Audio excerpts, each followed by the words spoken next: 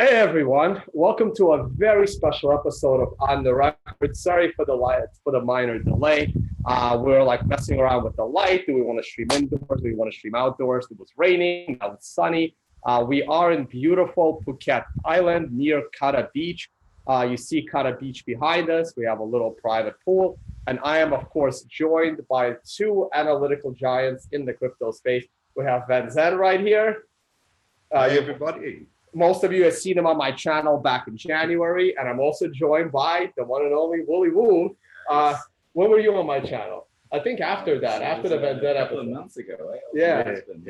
We're in Lisbon. So what was that? Like somewhere around June? Yeah, was it July? June, July, right? All right, awesome. Let me see if I can keep an eye on your live chat here somehow. Nope, that's not working. We are running on battery power. We're gonna do a bunch of different types of content while I'm here with these guys. It's been great. So happy that they joined me here in Phuket. And we're not gonna do much charting today. We're gonna try and bring you another episode later tonight. So probably about, I don't know, 10, 11 hours from now, we'll do more of a charting episode, but we're gonna spend this one talking more about, the life of a crypto trader, the life of a crypto analyst. I mean, it's been a year since you've been on 10 months since you've been on my show. Some people don't even may not even remember. I picked up a lot of new followers then. Ever since I made my little short trade, I picked up like another 120, like a few hundred followers because my numbers have been going up. Let's go ahead and let's just get started. So I guess we'll start with you, Willy. You've been traveling a lot. What have you been up to these days? Oh, actually, the last 2 months I've been in Bali, actually trying to avoid travel. I was meant to actually turn up in Kiev, and where you went to that conference, the Hack and I pulled out because I was burnt out from all the travel. I think it's been 22 countries this year so far. So damn, 22 countries. Yeah. And you've just been one country this whole year. One country this whole year. We come to you. And you're still in the same country. I'm still in the same country. My house is 200 k's that way. Yeah. So what have you been up to, Venzen? How's trading going, man? I know it's been a little frustrating with the environment. The trading has probably had some of the worst opportunities of the last 5 years. Really quiet, really unpredictable. A few losing trades and even fewer winning trades. But you got to sit through the market as we do. You lose small and you let your winners run, and we're waiting for that opportunity to let price run. Life is quiet because the markets are quiet.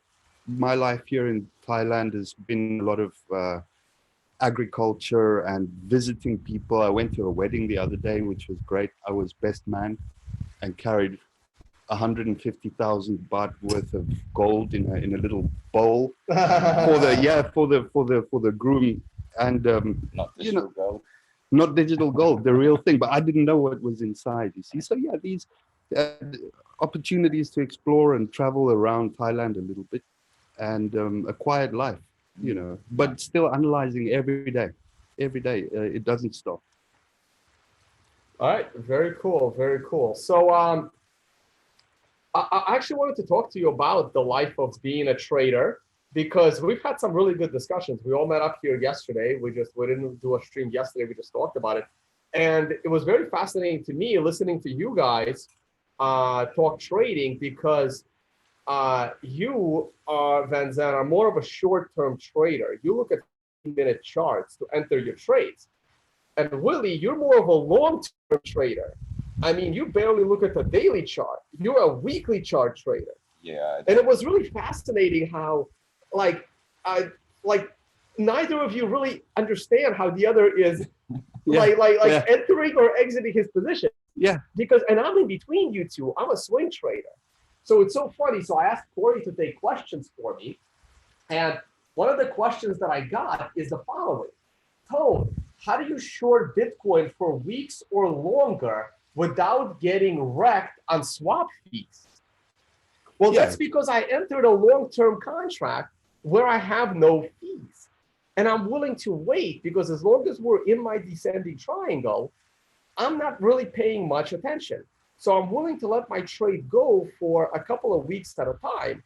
For you, that's problematic because you got to pay your bill. Your trade needs to either be a winner or you need to realize that it was a bad trade within a day or two. Yeah. You need to be confident, and you can wait 3 months. Yeah, as you're saying, when we were speaking, well, not in the taxi, the guy that was driving us to dinner last night, we would. Oh yeah, shout out to Anthony's Boutique.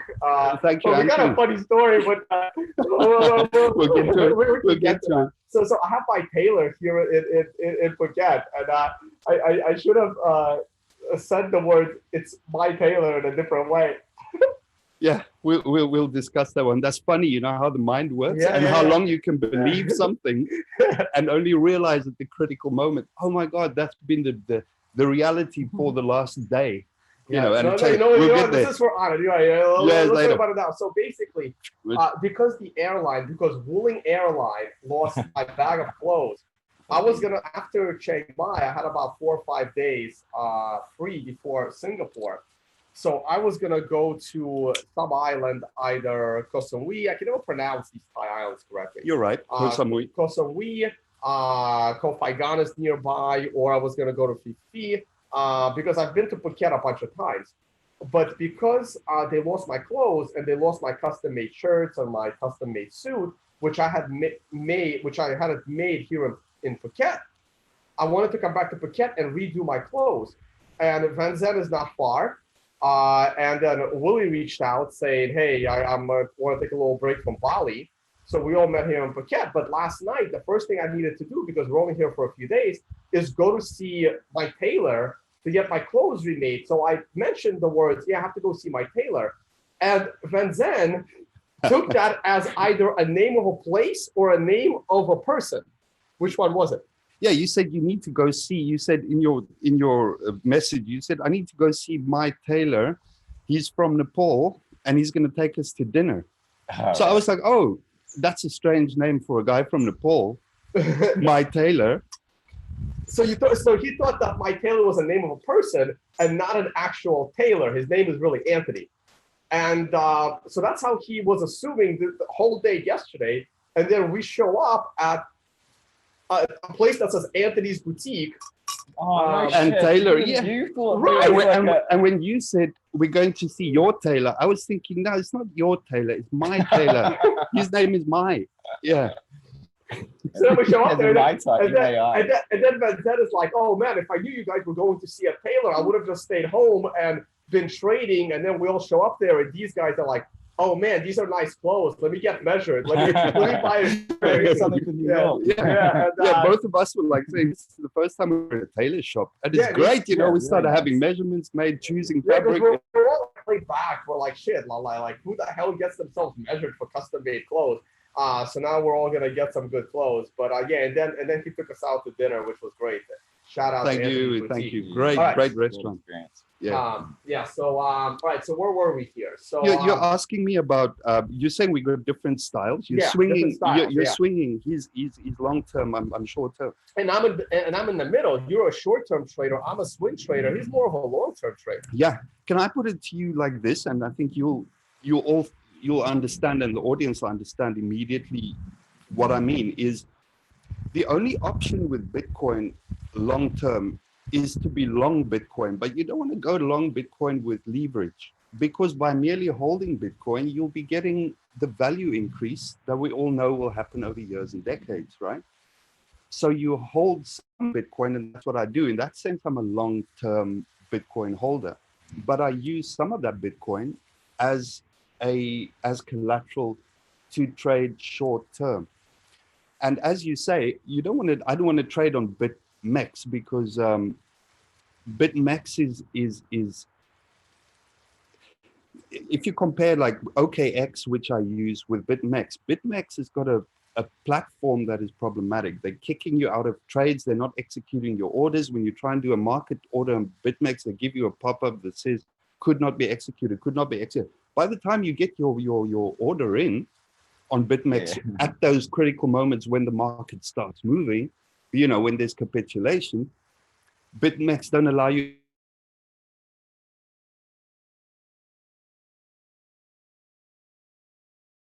Tim, I'm trading when there's not a peak time. You've got to wait for that breakout. Yeah, I wait for the breakout and the signals to pile up, and by that time it's hopping, right? Yeah. So to come back to your point, Tone, when I'm on OKX, I'm dealing with a weekly settled futures contract. Right, physical settlement that you're betting in Bitcoin, you're getting paid out in Bitcoin. So the problem with OKX then, as opposed to they're the opposite from BitMEX. OKX are kicking you out of trades after the fact. Right. You're running a long trade or a short trade, such as back in April when OKX dropped down to 5,300 or whatever it was, and after the fact, OKX is like, oh no, we'll be canceling all those trades between this hour and that hour, which happened to be my short as well. So with OKX, you only really have the option to trade from week to week, Friday to Friday. And that forces me to be short-term trading. Oh, holy shit. So You the understand? contract expires after a week. Yeah, I would love to hold a short position or a long position to roll for it. months and Well, years. this is why my short position that I was choosing between the December expiration or the March expiration, and I just went with the March expiration only because the price of them was almost the same. Right. If I saw like basically I took the short at 61.58, and the one for December was at 61.65. Mm, And I'm like, well, if the one in December was at, let's say, 61.90, sure. and the one in March was 61.50 something, I probably would have gone with the one in December. But because the price was so close, That's it. I went with the one in March. I understand what you did there. Yeah. It didn't matter to me at that point. I just took the extra time because for all I know, we could have a dead market all the way into December. This is the extra times. It's great. It's because I used to trade options in the world financial crisis. Yeah, me too. I was a noob, absolute Me too. noob. And my mentor, I made so much It was money like- at that time. yeah, it was crazy. It was like I made so much it was money. like 10x over 1 week. Yeah. Shorting banks. I would have made a And- lot more money if I didn't lose all my money that the 2 years prior using options to take puts on home builders a year too early. Yeah, see, this is what my mentor said. He's like, we know what's going to happen to the market. The fundamentals are down. You just don't know when it's going to happen. So he did these leap options, 2 years of timing. You get options like that? Yeah, leap options. Leap Yeah, option. no, I never really liked the leap options. I always liked like maybe 4 to 6 months out. Right. Yeah. The leaps are a little different. You know what? My workshops might go advanced one day into like the option space, even though my old college roommate from 20 years ago will literally kill me. Me and him put some good strategies together back in the day, so that I can't share. Hey, here's the other thing I was going to ask you. So over time. So by the way, guys, just a heads up, we have almost 500 viewers now. We're going to do another video probably later tonight in about 10 hours where we're going to talk specifically about charting. This is more of a general concept on trading. So lately, I saw all these people talk about seasonality in Bitcoin. And I think seasonality in Bitcoin is ridiculous because the asset is only 9 years old, 10 years old. And as far as active trading of the asset, it's maybe 5 years old. And because it so happens, I think by complete chance, that Bitcoin had its biggest run in October, November of 2013, and then again in October, November of 2017. Yeah. And now when you put seasonality on Bitcoin, those 2 years skew it so much that people have this irrational idea that Bitcoin has to go up in like October, November of 2018, right? For every And 2019. We're in a bull market. Right. And because the prior bull run, which is the biggest bull run Bitcoin ever had, from $1 to $30, took place in June, July of 2011. Yeah. And then the next two bull runs, the final wave, the wave 4 of Tyler's hyperwave, Sure. happened to take place in the Q4 of the year 2013 and the year 2018. I think that's just dumb coincidence. Yeah, it's coincidence because And as now we people- know, And now as we people know. are throwing up all of this seasonality. I think people are looking for rational, so they're trying to rationalize why they're long or why they're long-term hodlers. in a short-term environment? Sure, it's an ego exercise which a trader should not do, because you're saying that I can establish a pattern with two precedents, right? Now you know, two precedents out of 5 or two precedents out of 3, that's not a pattern. You know, if you've got 7 out of 10, once you start having statistical correlation and congruity, then you can say, okay, now that's a pattern. Right. But saying there's 2 instances and this translates into it's going to happen again this time, I don't. That's not something I would bet on. And let me just say this, Will. If we say, okay, well, maybe it does happen, right? So we prepare for it. That's different from being analytically prepared to make certain actions in the market than actually making them before they happen in anticipation of that happening. So what we do as traders is we enter on signals. You get confirmations in your MVT, you get in confirmations in certain indicators, or in however you find it, whatever your analysis is, your tools, and then you trade. But just having a harebrained, it's going to go up because it did in the previous 2 seasons. Yeah, I don't think that's a reason to enter a trade, man. So as you say, people are justifying it. They're desperate because they're already in a certain direction. They've already positioned, and this is how the mind works. Now you want to have other people tell you, yes, it's true. You're right. Yeah, it's a little bit hopium. Like it's hopium. It's because, prayer like, and sweat. What you want to do is you want to look at the underlying conditions of the market, and you know, if maybe there is a correlation between the seasonality and a bull market. They were all bull markets, but we're far from a bull market. So let's look at all the 4th quarters of all the bear markets that were, you know, we're currently in this underlying condition. Exactly. Let's go back at all the 4th quarters of the bear markets. Did it pump? I don't know. Did it? I don't think it did. You can look at it. It didn't pump every time this season. There is also the fact that, as you say, we're far from a bull market. We might be at the turning point of a bull market. We might be, if this pattern plays out. But if it's going to be a bull market, it's going to run to a new all-time high. So why the hell would you want to enter at the turning point, which you're not 100% sure is the turning point, after price has already done $1,000 and broken significant resistance to the upside? Well, you can get in there and you'll benefit from the bull market, right? Yeah. We're going to get a bottom signature. We're going to get a very clear bottom signature. Will's talking about bottom signatures. You have to show me that. This is like, all right, if you look at all the past bottoms, there's specific properties, right? One thing is the volatility dropped because, you know, technical traders are selling, buying, selling, and then at this bottom, because the accumulators are very invested to come in and put a floor on it. So you see this sort of clipping of the downward runs, and it smooths out. And you see this like 2-month minimum of sideways movement with very low volatility. We've had sideways movement, but it's not within that zone. And then on top of that, you can look at traditional, you know, like blockchain timings. Like there's like, have you guys seen that hodl wave chart where it looks at the age of these outputs, these coins, right, and what prices and it had to be before people started to shift, and they go through these cycles that are in tune with the bull and bear markets, and so that gives you a timing signature. MVT does the same. Can you show us that when we discuss price? When we look at some analysis, later? we're gonna show us that screen share. Yeah, so I'm gonna let you guys talk a little bit because my audience has watched me talk a lot. I'm gonna manage the live stream and the questions. Okay. And I'll let you guys continue with your chats because we had some good chats yesterday. We did. My audience have heard me enough, and I don't have you guys on enough.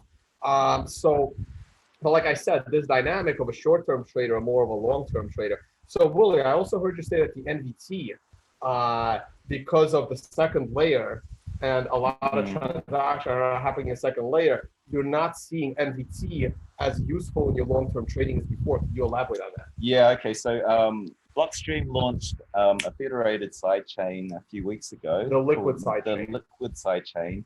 And so what that is a chain that is designed for the institutionals, the exchanges, to send funds between, say, your Bitfinex and your Zapo, the custodian providers, between the different exchanges and market makers. So if you're running a lot of market making, it's a lot more convenient to be running on this side chain. Firstly, it's faster. It doesn't get congested because it's not on the main chain. And most importantly, those transactions are shielded. You cannot see what those transactions are. It runs confidential transactions. So like Lightning Network will. Yeah, also, that's sort of the yeah, onioning. And so it obscures the volume. And so I can no longer have the same baseline. Like suddenly all this volume got removed off the main chain and it's the market makers. So what I think's, I'm not necessarily thinking NVT will go away, because if you're moving the market making volume off the main chain, that's kind of this constant sort of trader stuff. What I'm interested in is what happens in the holding, the hodler behavior. So it should amplify that signal. But the problem is we don't know where it'll baseline. And the MVT's had like 9 years of backtrace to see inside the zone, this is fair valuation. Outside of the zone, it's overbought or oversold. That's right. The one we looked at earlier today, right? Yeah. The one you showed me where there's a divergence between it. Yeah, and we need baseline. I now feel like doing a screen share for NVT since we're talking about it. So show him that particular. That one is really It's very easy to show this one. Yeah, so I'm gonna so here's Venzen site since I had it up first. Hey guys, please check out trade.cryptocurrents.net. I will add it to the video description. This is Venzen site. I mean, you still put out some free content, but you've now migrated to a not too expensive subscription service. And Willy's site is here. I turn off a second monitor to save battery life because we're on battery. So we go over to menu. We go over to charts. I just updated this morning. Oh yeah, hey, thanks for taking some of my suggestions and putting together some new cool charts, man. Yeah. So where's your NVT? Oh yeah, this looks different now. Yeah, I've updated all of them. Yeah, you've been doing some work. Right, so here we go. Here's see, you see this? Are you sharing the screen? Yeah, okay. We're sharing screen. See this band since 2011, it goes back to 2010. We have 8 years of baseline. So from left, hold on. Well, it's not. What happened? Hold on. Oh, it's a touch screen. Let me just here use this pointer to so you can use the and you can click the control button to circle where you want it to be. Oh, okay. So what we got here is this long band, right, between notice these, like, we've only had 3 bear markets in Bitcoin, so like these are what, 3 to 4 years between them. Can we just like once again back up a little bit? So the NVT tells you what? NVT is a ratio of the amount of value being transmitted by the main blockchain as a ratio to the market cap, right? So when it spikes, that means more people are using Bitcoin or less people are using Bitcoin? Okay, let's go. This is great. I was like, I just put up this new one. This chart. Yeah, this one is good. The have a look at this. Fundamental of how MVT started. Like, it was this curiosity that we got this brown line, which is how much value in US dollars. We're back in 2010 there at the beginning of the chart, right? So this is how much value is being sent on the Bitcoin blockchain, right? In black, right? Yeah, in black. Yeah. And then this is the orange line is the market cap. Now, the market cap is determined by traders buying and selling on the exchanges. And this is the money flowing through the chain. And it just so happens they are really correlated. So, like, you can see in these bear markets there's a divergence. And we can use that divergence to look at where maybe the market is the traders, the Venzens and the Tone Vays of this world are playing the technical trading game, but has deviated from what's really happening on the blockchain.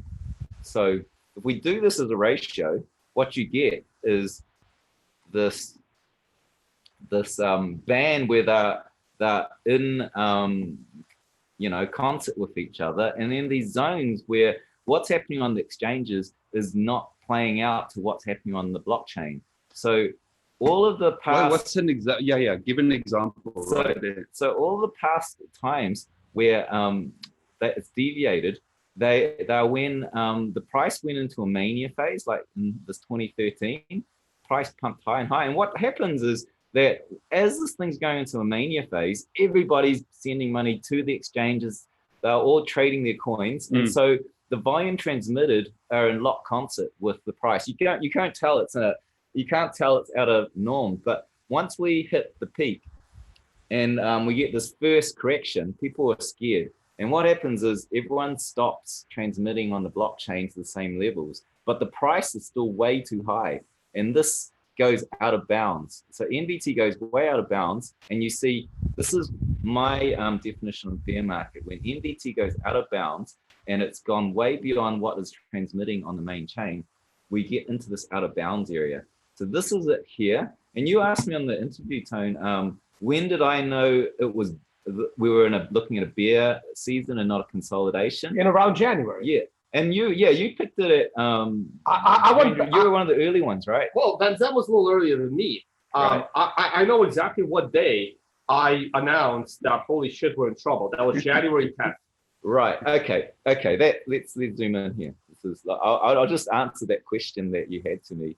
You can slide this guy over. Okay. So it's not in your way. Okay. Perfect. All right. So I'll just pull this down a bit. So what we're looking at now, we're looking 2017 to 2018, right? Yeah. So you picked, was it 10th of January? January, something like that. Yeah, January, around January. Right. Yeah. Okay. Yeah. So I was like, okay. I'm looking at this thing. We've gone into a mania, and this is starting to swing up. So I was like, this is a high probability we're going into a bear market here. It didn't confirm until we were out of bounds there. And it was when you say out of bounds, is that there's a new high in NVT, right? NVT is getting out of this zone, which it's traditionally traded. Can you zoom in a little bit more? In time value? Yeah, like from here to the right. Yeah, sure. But wait, keep some of that previous because it's significant in terms of what comes after. This Okay, so here we were like when we were going out of bounds, it was roughly about here. That looks like early February to me. January 31st-ish, 1st of February, yeah, right? Yeah. So that was and then we went into the first proper dead cat. And then so I'm gonna circle back because we're a little bit now we're talking about picking bear markets. When do they start? We had Dimitri who came in and took a shorter term look at NVT, using, he did a 90-day average, substantial and it was more responsive. And what we saw was under the signal, which is fast reacting, good enough for a trend indicator, we started to see these really quick, fast reacting spikes. So if you traded using signal, this is how you would have You make these charts, yeah, they're really good. What are you using? This is just the PHP stack, because I just know it. But oh wait, hold on a second, guys. My audio might be off. 1 second. You think it's too loud or too soft? Yeah. Our audio went off. Hold on. Okay. Sorry, guys. I don't know what happened there. Shit. Is it because I moved it maybe and there wasn't a good connection? That's unfortunate. Oh shit! Because we covered. It's good now. I think it's good now. It was proprietary information. So Yeah. I muted it. Shit. I don't know how long our audio was down. Hold on. It could have been since we all came into. As soon as we. I moved this from Yeah, you here to gotta here, be and I should have careful told with you the mic. just check the levels. Okay, we're back. Okay. How far? Shit. how long- Can someone tell me how much we missed? How bad was? We can recap and probably summarize better if we do it again. Yeah, we want to keep the eye on the audio levels that they're moving around. Next time I'd be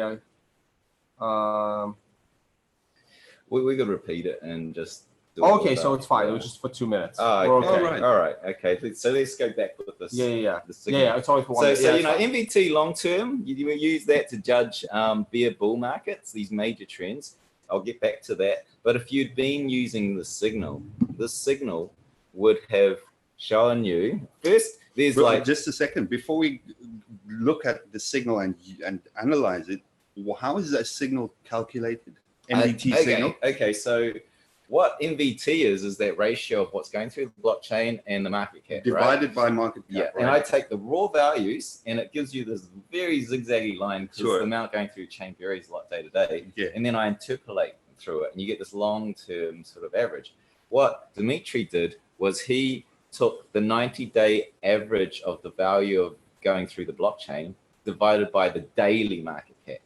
Okay. Right. So so we're getting getting average in there. Yeah, there's moving averages, and we're getting a ratio of moving averages. So it simplifies the NVT in a way. In a way, NVT is like you get two values and you interpolate. What he's doing is like, I'm going to use the raw value of the market cap because that doesn't move much. The amount of transaction going moves a lot. I'll average that and taking the average smoothing of the value going against this real daily movement. You're more responsive to market cap changes. Right. So what does it say? So okay, so I have one more question. So here's the $1 billion question. Right here in early February, Bitcoin was at approximately $6,500, and the NVT was at the lows. Yeah. Right now, the Bitcoin price is at exactly the same level, and NVT is at an all-time high. Yeah. What does that tell you? This is Our mic went out again. Oh no, it's back. Okay. I don't know what's weird. All right. Can you fix this connection maybe? Okay. No, we're good. We're good. Okay. So let me just finish this and I'll go back to that. Okay. So if you were using this indicator, you would have picked the top of the market within 48 hours. You would have picked it on the shit. Hold on, guys. I'm sorry. I'm about to switch mics. Do that. Anybody for water? Yeah, thanks. Hold on. Give me a second here. I can't do this. We can't have mic issues. Maybe we could just do this later. No. I don't understand why that's so annoying sometimes. So it's the plug-in mic. I don't know why the mic's going out. It's like a $200 mic not working, but my $40 mics always work well. I wonder if the battery's not enough to power this thing, or battery power. Maybe because I'm on battery power, but I'm switching mics. No, they would have a battery in it. It has batteries in it, but it doesn't. Sometimes I hate expensive equipment. Yeah. Like expensive equipment gets very complicated. Ooh, this is your glass from before. Cheap equipment does well. Very well. Yeah, they're making the millions. It's got to work.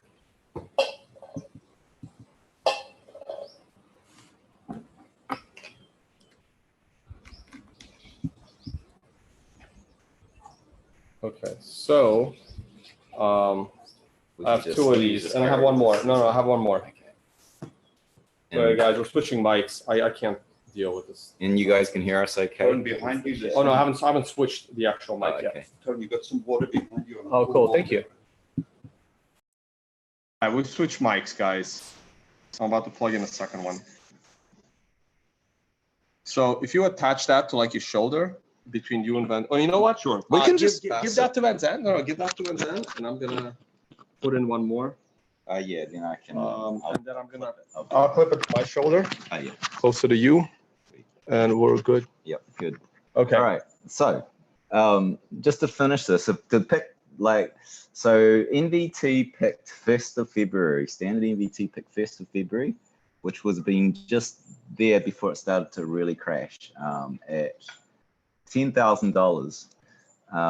Tone picked, what was your date? 10th of January or something? 10th of January. 10th of January. But I had nothing to do with NVT. Yeah, picked 15,000-ish.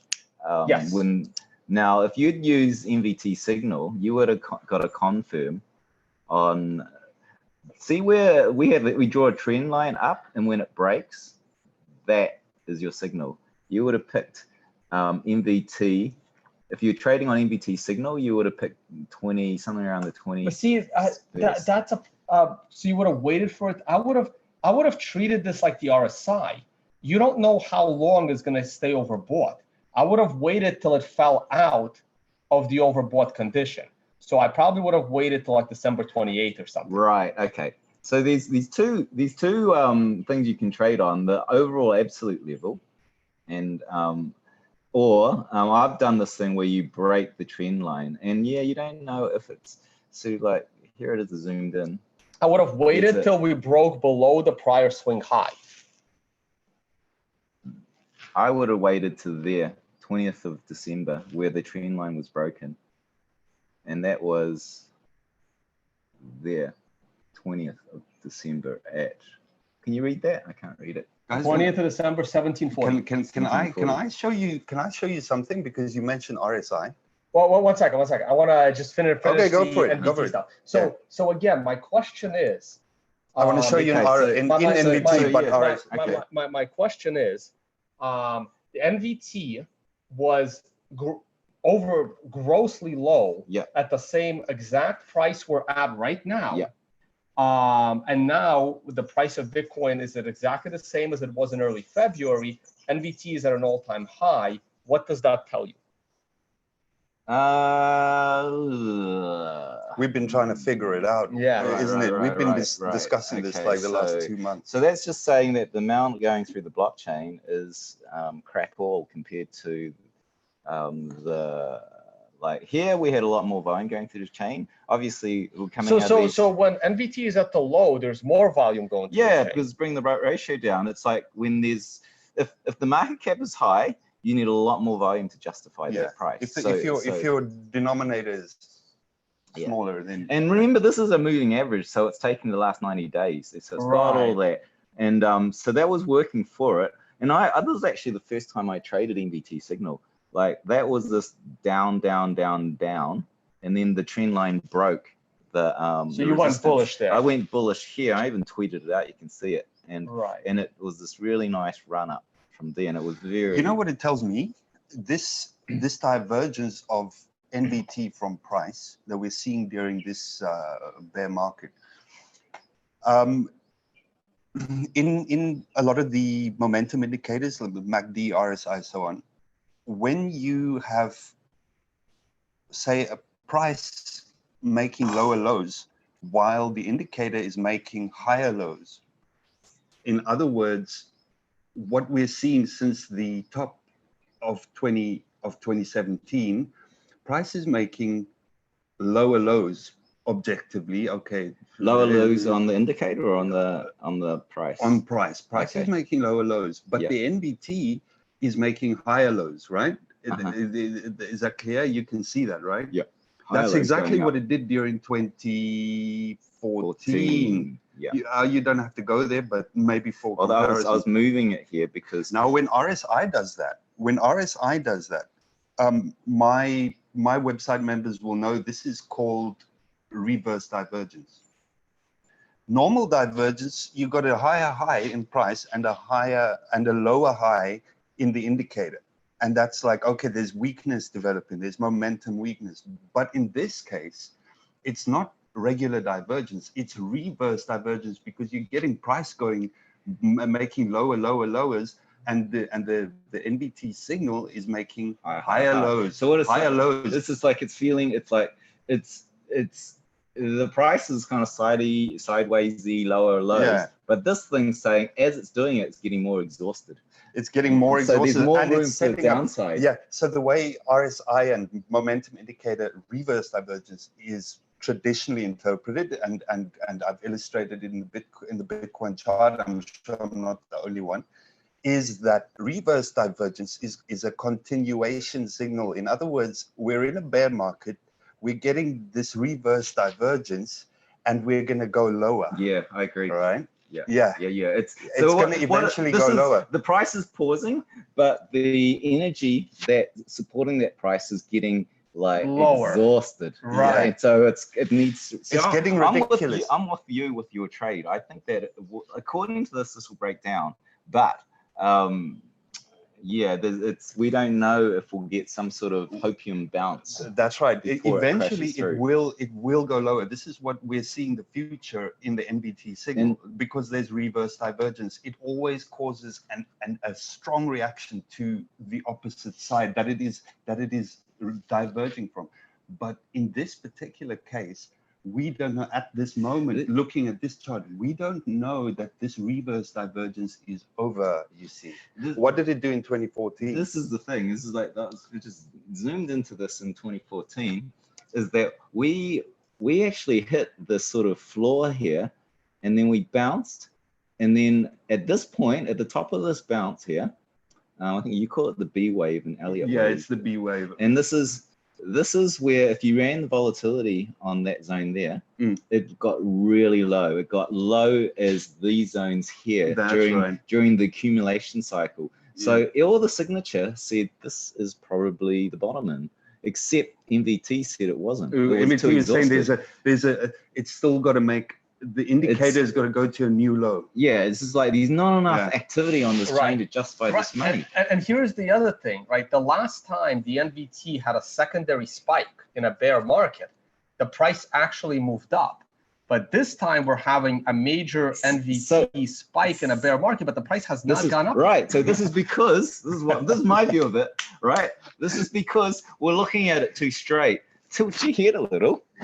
And this is the new straight. We're in a bear market, and this is the slide, and this is the bounce, and it wants to come down to here, right? This is the bounce, and wants to come down to here. So I still believe that we need to quickly drop to just below 5,000, and then there could be a massive dead cat bounce, bigger than the prior 3 bounces. Oh, interesting. It feels to me like this bear market is being dragged out longer. Venzen, you were right. When you and I did this video back in January, you said, I am scared that this bear market would last longer than the last bear market. And I disagreed with you. I said, the way we're falling, because you and I did that video at the end of January, we had already dropped big time, over 50%, over 50%. And I said, wow, this drop is happening so quickly. I think this bear market is going to be a lot shorter than the last bear market. Sure, because it's achieving those lows. Yeah. But now, because everyone is making fun of me, Tone, where's your 5K? We should have gotten to it 5 months ago. And I said, I agree. We should have gotten to 5K 5 months ago. And because we haven't, I now have to agree with Venzen and what he said 10 months ago, that this might be a 2+ year bear market. And because of that, I can see a scenario where sometime this year, we drop to that last, and we'll show you guys charts of this on our next video. I didn't actually want to get into the price.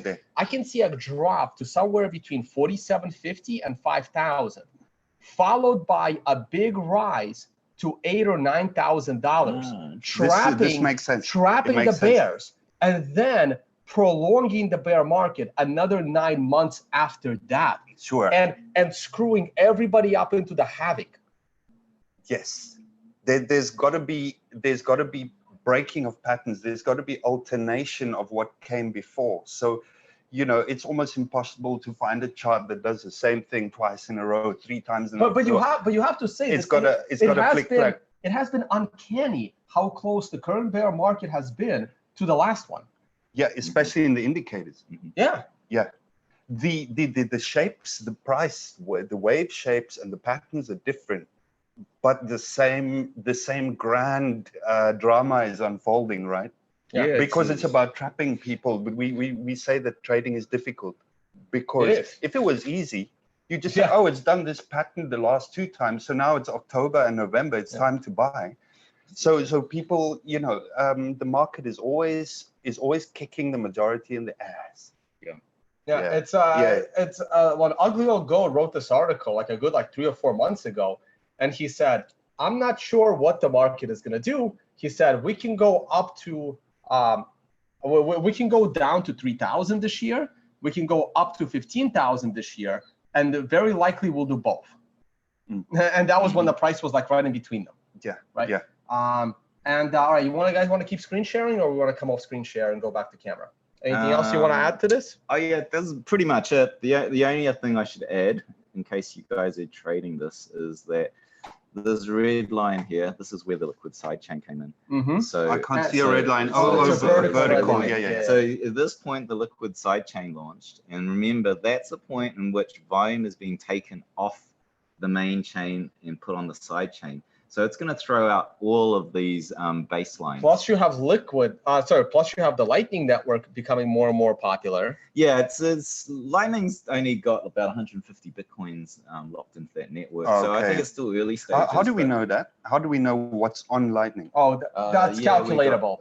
It can be discovered, right? Bitcoin Visuals have a good readout on that. And while you find it, can I just mention that an important point that Andreas Antonopoulos made maybe a year ago, you know, when all of this contention was going on with the UASF and Lightning, you know, when various supporters were saying that Lightning is a conspiracy theory by Blockstream and all that nonsense, right? Nonsense. So the Antonopoulos made the point at that time that the exchanges have been running layer 2 almost since their creation, because when you deposit your coins in an account, in an address on your exchange wallet, that translates to a blockchain. That translates to a blockchain transaction, but your trades do not. They happen in SQL, right? We discussed it. Yeah. So that's layer 2 inside of the exchange. And now what Liquid is a confederated side chain, so that each exchange is running its own SQL database, but they're also running between them a layer 2 protocol that allows them to share that liquidity between their SQL databases. I call that the SQL chain. The SQL chain. I call that layer 3. A lot of people are not aware of it. They imagine that the blockchain is truthful about what's happening in the exchange. If the exchanges were publishing every transaction that happened within their SQL, then I'd call that audited, and we could trust that. And we want that, but we're not going to get it. It's a black right? box. So it's layer 3 or even layer 10. This is what all NVT's here for. It's to try and you were on your way somewhere. You can slide this over. All right. So this is like Bitcoin Visuals, and is there something that's Lightning? Oh yeah, I sent you that website. Did you know about it before or no? I just found it trying to get who data. sent it or who found it? I just found it because I needed to get some data. But here, you've got Bitcoin Visuals got some good charts on what's happening on Lightning Network. This is the capacity. Like it's got what is that? A capacity of 750,000 cumulative Bitcoin capacity across all channels. Distance complete. Clustering. Or they could use with putting some little legend there, so you know what's what, you know. You know, we don't know how much is being transmitted on this on Lightning. Yeah, this is how much capacity it's got to shift around. But then on Jensen Lop made the point that once Lightning Network becomes pervasive or heavily used, it's all going to be obfuscated in there. We just can't know. And that's great. That's good in a way. The key thing here is that I don't think it impacts NVT. No, it doesn't, because people still have to make the blockchain transaction for their, what you call it, your anchoring transaction, your initial input into Lightning. And more than that, and your exit. The idea is like, it's like the value being transmitted by the blockchain. And this is sort of, I've been trying to figure out what we're looking at in VT. Why does it work? And the best I come to is we're looking at pre-trade data versus trade data. So when you look at the ratio here, all right, there's two things that go into this. One is the market cap. And that is determined solely on layer 3 SQL black box traders playing their games.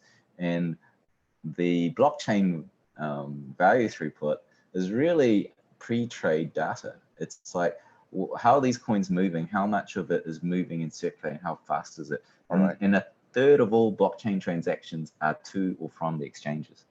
So like, how many? A third or 2/3? A third. 1/3 of all transactions are to and from the exchanges. So a lot of what's happening on the blockchain governs what happens on the markets before it happens.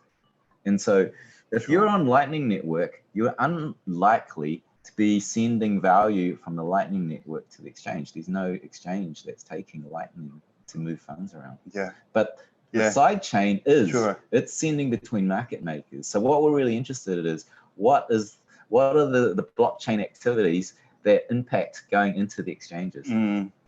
Wu is like a deep thinker, you know. It's only after he's repeated it like 3 times. He said this on the original video as well. We've said it in chat to each other on Telegram, and saying it now, it's starting to click in my head. Right. You know, because it's dense. It's deep and dense thought. Yeah. So I have one more question myself for you guys, and then we got a bunch of audience questions. So maybe we can stop screen share, go back to regular camera, and enjoy it for a minute. You don't seem to be in the camera now. Ben. I have not. I'm not sure what happened there. Something shifted. Sort of zoom the zoom in. Can I turn it? Can I turn it a little bit? Zoomed it in somehow by accident. I think it's zoomed. Yeah. I don't know how I did that. Because we had more background just now. Yeah. So hold on a second here. I don't know why it zoomed in or how it zoomed in. Hold on. Let me switch cameras for a minute. Oh, that's why we lost the webcam. That's why. Okay. Now we're set. So Mike, we're off that mic. We're on these mics. Yeah, so you don't want to. So I talk loud. So here, we'll clip this onto you. Right.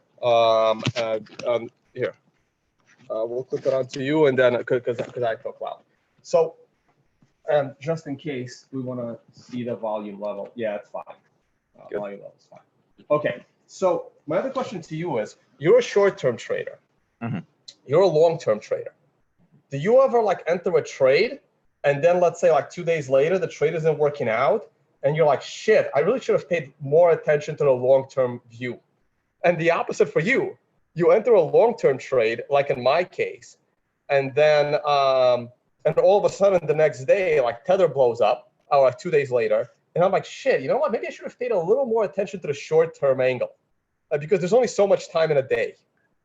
Yeah. Let's go with Venzen first. In my view, I've got a specific rule when I trade that I only want to go in the direction of, you only want to trade in the long-term direction, but now the long-term direction is down, right? But when you then get an intermediate trend change, say like I'm calling it a B wave that will now create a bear market rally, you can and want to trade that. So now you're in a long-term decline and you want to trade an intermediate term advance.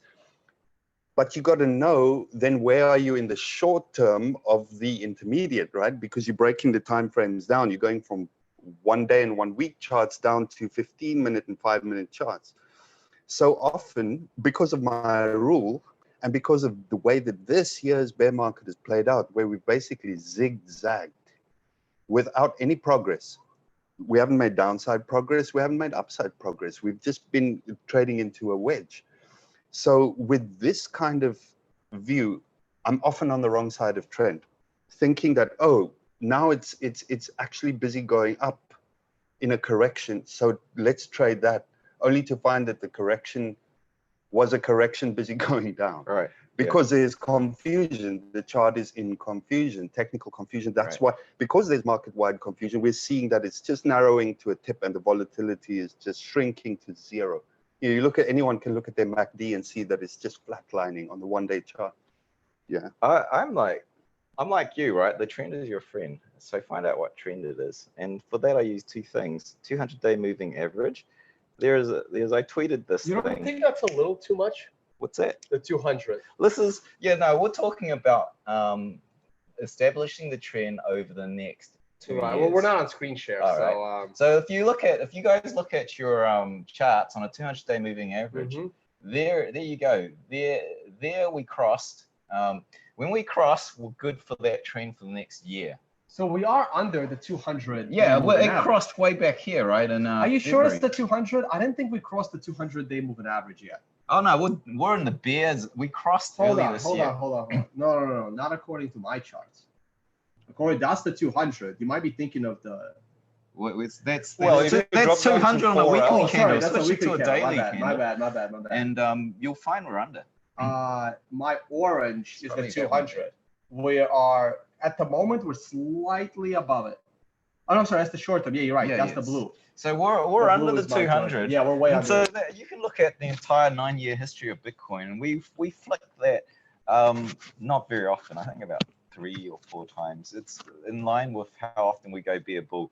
And MVT is a second backup to that. So when we decide when we're bear and bull, don't go off this thing we do in stocks, which is like 20% down, it's bear bull.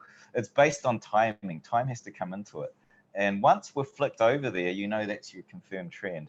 And so what I do is okay, we're bear. We're in a bear zone. So what I do is I switch from Bitcoins to US dollars. And I'm in US dollars. And that's this is perfect. It's a perfect transition, by the way. So we had some questions. What you think about Tether? Because someone said the last time you were on my show, you mentioned you were in Tether, but then Tether had its issues. So when you say US dollars, how are you in US dollars is the question on a lot of our followers' mind right now. Okay.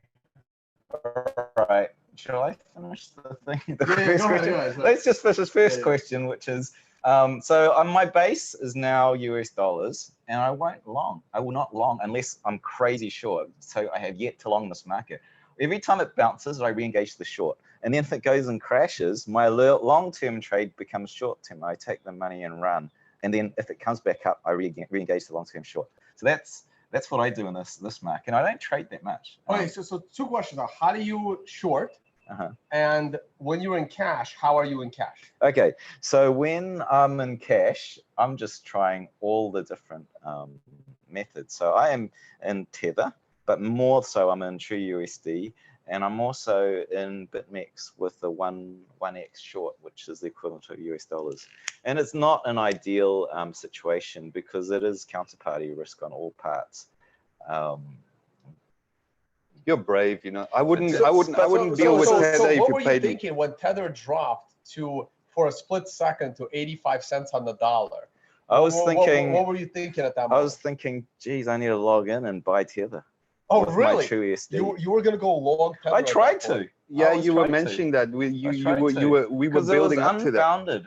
There was too much fear in the market, and it was if you were watching that chart for the prior 2 weeks. It hit a 9. It hit a TD 9 on that. You showed it yesterday. I think it was day before. The fear starting to come in, and then if you were following what had changed, not that much had changed, but there was this unreasonable amount of fear on Bitfinex, and everyone was escaping it. Man, okay, that's your interpretation. It makes sense. But for me, I only have unreasonable fear about every altcoin, stable coin, everything. Only unreasonable fear. I'm so scared that I don't touch them. I don't think about them. I don't analyze them.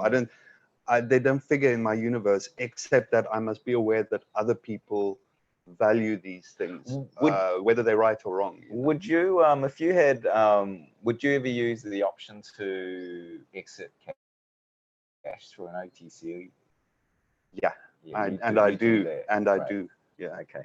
Yeah. So now that I've been in the space longer, I have, let me not say it on camera, but let's just say I have a little more options now to go directly into physical cash, and that a lot easier options to go directly into Bitcoin. Because back at the top, as much as I wanted to exit Bitcoin above 15,000, on both sides of the peak, by the way, I wanted to exit above 15,000 on the way up, and I wanted to exit above 15,000 when we were starting to come down.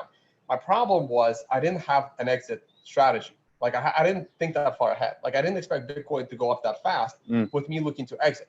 So the only thing I could do was start convincing my friends to buy it from me, and that would not go too well, right? Like I don't want to sell to my close friends when I know it's the peak, right?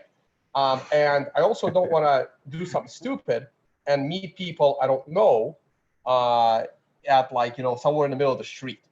So all of a sudden I found myself without the ability to exit the market because I didn't have any exchanges. And the problem with shorting on BitMEX is even if I short every Bitcoin I hold, and I am absolutely right about that trade, and I make, God knows how many Bitcoin, but the price of Bitcoin drops to like $1,000, what did I really make?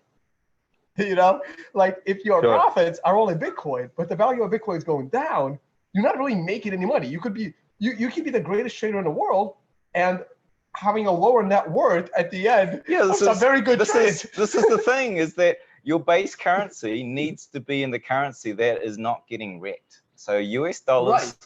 and then US dollars has the counterparty issue, right? Right. But if you've taken your money out of the exchange and taken it into your bank account, guess what? There's 100,000 cap before you're under bail-in. If the world financial banking system melts that's down. just one problem. There are numerous problems on top of that.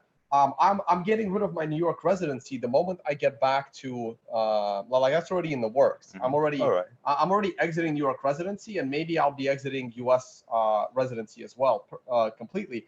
But it's a huge tax liability for me personally. Like people don't understand that when your Bitcoin was purchased in cash and in cold storage, to exit that Bitcoin and then in a simple way through the banking system, and then to go back later, I incur a 40 to 50% tax in both directions. So I would literally have to be, it's not that I have to be certain about a 50% correction. I better be certain about an 80% correction and time it correctly in order to make up for my tax liability. Whoa. And on top of that, in order to make up for the potential risk of the US government deeming Bitcoin illegal one day and having me on their radar. Because right now, as far as I'm concerned, they're going to have to spend one hell of a time proving I even have a single Bitcoin. Never mind getting it out of you. Correct. Yeah, yeah. So people don't understand that for me, there is a lot less risk of holding through a 90% correction if my long-term view of Bitcoin is that it is going to all-time highs. Yeah, yeah. I have on my website, I have some members who have been members for 5 years or so, and they are long-term holders. Because the method that I trade 15-minute charts by applies to 4-hour charts and 1-week charts equally, and they are members because they're subscribing members because they want that advice and they want those signals to be confirmed by me for them to say, this is what we can expect now, as we've been discussing for the past year, kind of thing, right? So they, as you're mentioning, Tone, a lot of them have reported to me that Coinbase, Coinbase went full KYC AML. And they run the Coinbase is reporting to US tax authority. So these people are now forced to make so many trades a year. They cannot make 5 trades a year, buying and selling, to coincide with signals that we find in the charts. They've got to make 1 trade a year. Otherwise, their tax liability. Well, how does isn't the tax done on each trade, whether if you make a profit or a loss, right? It's based on the delta where you buy in, like if you make a loss, you don't have to pay tax. Actually, I know people that are selling in the bear, right? Because they think it's going to go lower, but they want to sell to cash in that tax loss to offset profit they made elsewhere. Yeah, you can do that, but at the end of the year, Bitcoin? At the end of the year, if you've lost more than $3,000, you can't really you only have a $3,000 maximum in losses. But if you've made, let's say, $20,000 in your other trading, or your Bitcoin position is down like 8,000, right? You can then bank in the $8,000 Bitcoin loss and not have to pay taxes on your $8,000 gain somewhere else. Yeah. So say you're trading $1 million or $10 million. Right. This only applies to the first $3,000 No. So what I'm saying is, like, for example, let's say you've made $20,000 in the stock market this year, right? Yeah. But your Bitcoin position is down $11,000. Right. You can then bank your Bitcoin loss now, and that offsets all of your gains in the stock market. But if your Bitcoin loss is, say, 15,000 and your stock market gain is 10,000, if you bank in the Bitcoin loss, you can't drop, let's say, you can't drop your other income. Let's say you also had a job, right? You had a job that made 50 grand. Yeah. And then you had a $10,000 gain in the stock market and a $15,000 loss in Bitcoin. It doesn't offset your job. If you bank them both, you can lower your job income by only 3,000. And the other 2,000 moves on to the following year. You can defer it, but you can't drop your, like, for example, if you lost 50,000 in Bitcoin this year and your job had you made 50,000 from a job, you can't just drop your yearly income to zero. Though you can only drop your income by 3 grand. There is a way around that. If you're you set up as a contract, you set this whole company inside a fund. Then it's all the same entity. And it gets so complicated. It's so much better to be like in a non-taxable jurisdiction. Okay, so going back to exiting and being in dollars. So you're still confident in Tether? I wouldn't say I'm massively confident in Tether, but like let's say about 40% of my position is there, and then I've got a whole bunch of other stuff. But but right now you're not short, you're not long, you're completely neutral. I'm sitting in US dollars, so that's kind of a short. That's a good it's a 1x. It's a 1x. And you're short term. Okay, hold on a second. You are short term bullish, intermediate term bearish, long term, long-ish term probably bearish, but long term bullish. Yes, for all eternity, until we've got other evidence, Bitcoin is going to appreciate in value. Yeah. To ridiculous amounts. That's all that we can say from where we stand now.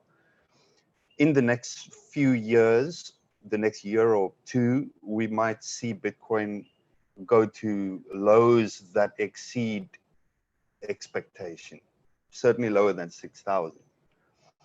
The intermediate, I'm expecting Bitcoin to make the bull. Sorry, let me rephrase that. In the meantime, I'm expecting Bitcoin to print in its chart the bear market rally that is missing, that gap that is left open between the all-time high and where we've been doing, what do you call this when the pirates don't have no wind? Doldrums, where we've been in the doldrums in 6,000. There's a big gap up to the all-time high, and I think the market is ready to explore it. I don't think it is. I think the moving averages have to get closer to each other first. Okay. I think if we're gonna we'll look at the charts, right? Yeah, we'll look at the charts in our next video. Can I quickly contribute to what you asked Willy about the US dollar? Please. I wouldn't go into Tether for reasons of paranoia and conspiracy and not trusting Bitfinex, right? And not valuing the idea, the white paper of a stable coin. I don't like US dollar Tether. But that aside, USDT is not a good idea when you compare it to the core value of the US dollar, which a lot of people are saying is a scam, fiat, and this and that. Yes, it's true. But you can change your US dollar. You can use it and spend it anywhere in the world, in any market, on any street. People will accept that US dollar. They won't accept a euro from you. They won't even accept a Bitcoin necessarily, because they don't know what it is. But everyone knows the US dollar. And my point, just to finish my point, the US dollar is a good store of value during a bear market. I advise my members to go to US dollar to a certain percentage and keep a certain amount of Bitcoin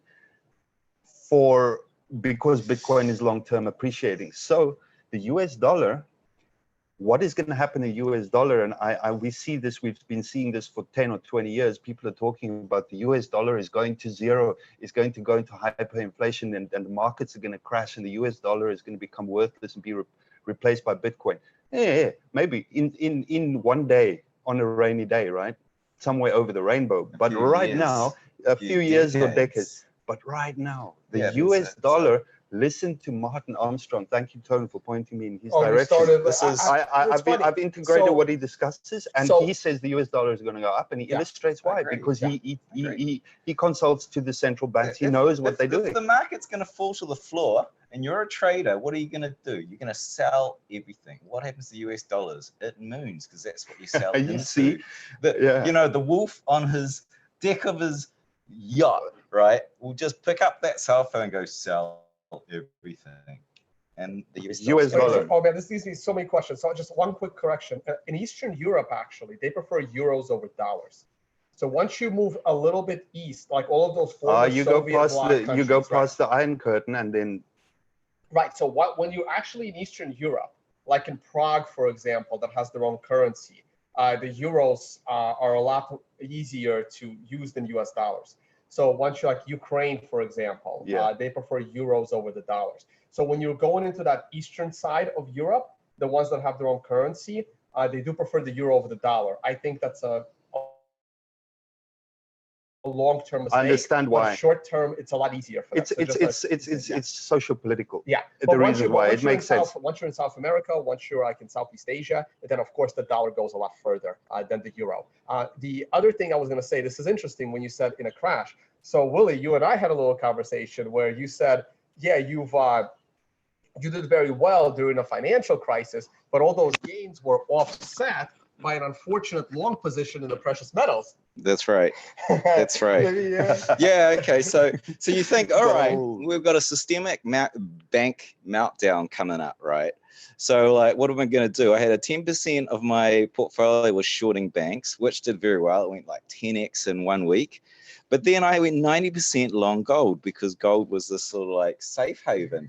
And this is exactly why I think Bitcoin will go down if we have a real meltdown. Well, yeah, because what happened is that all these traders that were in these positions, they needed to deleverage. You're in these margin positions. So what do you need? You need US dollars to exit. So you just get out and all your we're not talking trades. about retail traders. We're not talking about the next guy. We're talking about the guys with 100 million of hedge fund to manage. And so they sell their gold backing.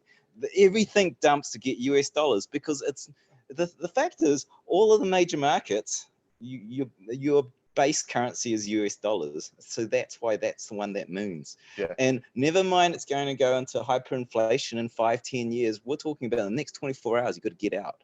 And so it's massively wrecked.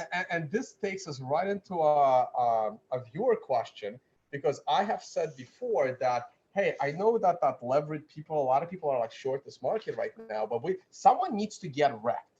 And I don't know who it's going to be. I don't know if it's going to be the little guy that is currently over leveraged short, like myself, that's going to get wrecked, or is it going to be the major players that have $100 million long position, like Novogratz, like the Drapers. And I said that, hey, one of the ways that Bitcoin can capitulate to the downside is when the Novogratz $100 million position, which is currently down somewhat big, when his investors almost force him to sell. And someone says, Tone, if Novogratz does capitulate and sell, why do you think he will sell in the open market and not in the OTC market? Because I think for that reason, because he may have to get out too fast. What do you think? First, do we know that he's got a 100 mil position? We do, because there was an article and he had to report it to the Canadian government. At what price level You did he mean buy? he holds crypto at 100 mil or Bitcoin? We covered it. Let me see if I can find it. No, he was sitting at an $80 million loss or something like that. Oh, okay. Yeah. Did he buy at 10,000 or 5,000? Where did he buy? What his trade position is? That's different. Down, I think it was like 84 Okay, million. but while you check it out, Tone, in terms of the question that the person is asking, would that kind of player, a very large whale, go and sell in OTC, or would they sell in the open market? What does that mean, open market? Open market means on the exchanges where because the orders are visible. No, OTC doesn't affect. Doesn't affect price. So here's the thing. OTC markets, on over-the-counter markets, it's like we are going to find, buy, or sell for your coins out there behind private doors, and the price that is agreed on is tagged to what the exchanges are determining. So the exchange might be trading $1 billion. I don't think, probably a few hundred million, but there might be $1 billion or the equivalent amount in over-the-counter trades, which do not impact what's happening on the market.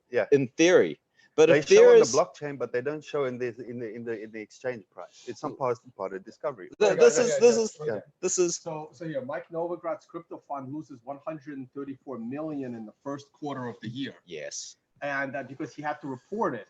And this article was published at the end of July of this year, and they have a table here. Now, I think he banked some of that. Do you want to screen share that? Maybe I'm already. Can you scroll down to the table there and see what it says? Okay, advisors fees. Oh, sorry. Bring the mic closer. Compensation related general expenses. Where's the trading? Part of that?